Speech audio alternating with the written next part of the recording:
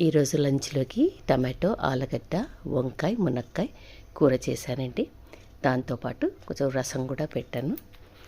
కూర అయితే చాలా బాగా వచ్చింది. దానికోసము ఇక్కడ టమాటోలు, మునక్కాయలు, ఆలుగడ్డలు కట్ చేసి పెట్టుకున్నాను. పచ్చిమిర్చి, ఉల్లిపాయ కూడా కట్ చేసి పెట్టుకున్నాను. కుక్కర్ పెట్టుకొని సరిపడా ఆయిల్ వేసుకున్నాను, జీలకర్ర వేసుకున్నాను, పచ్చిమిర్చి వేసుకున్నాను. అవన్నీ కొంచెం ఆయిల్లో ఫ్రై అయ్యాక ఆనియన్ వేసుకున్నాను. ఈ ఆనియన్ మంచిగా కలర్ చేంజ్ అయ్యే వరకు మనము పచ్చివాసన పోయే వరకు ఫ్రై చేసుకోవాలి. దాని తర్వాత ఫ్రెష్గా నున్న అల్లం వెల్లుల్లి పేస్ట్ కూడా వేసుకున్నాను. ఈ అల్లం వెల్లుల్లి పేస్ట్ మంచిగా ఫ్రై అయ్యాక మునక్కాయలు వేసుకున్నాను, ఆలుగడ్డ వేసుకున్నాను. ఇవన్నీ కొంచెం నూనెలో మగ్గాలండి, మునక్కాయ, ఆలుగడ్డ. అప్పుడే మనకు కూర అనేది రుచిగా ఉంటుంది. ఇప్పుడు వంకాయలు కూడా వేసేసుకున్నాను.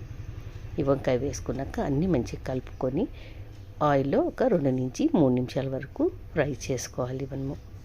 ఇలా ఫ్రై చేయడం వల్ల మనకు కూర అనేది చాలా టేస్టీగా ఉంటుంది.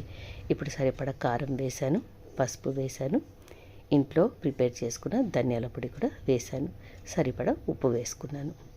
ఇవన్నీ బాగా కలుపుకోవాలండి. చిన్న మంట మీదనే ఈ ప్రాసెస్ అంతా మనము చేసుకోవాలి. ఇలా కలుపుకున్నాక మూత పెట్టుకొని ఒక 2 నుంచి 3 నిమిషాల వరకు మనము ఆయిల్లో మగ్గనివ్వాలి. ఇప్పుడు సన్నగా తరిగి పెట్టుకున్న టమాటా కూడా వేసేసుకున్నాను. ఇప్పుడు ఇవన్నీ కాయగూరలన్నీ కలిసేటట్టుగా మంచిగా కలుపుకొని మూత పెట్టుకొని ఇంకొక 2 నిమిషాల పాటు మగ్గనివ్వాలి. మనము వెజిటేబుల్స్ ఆయిల్లో కొంచెం మగ్గనిస్తే మనకు కూర అనేది రుచిగా ఉంటుందండి. ఇలా మంచిగా కలుపుకున్నాక సరిపడా వాటర్ వేసుకోవాలి.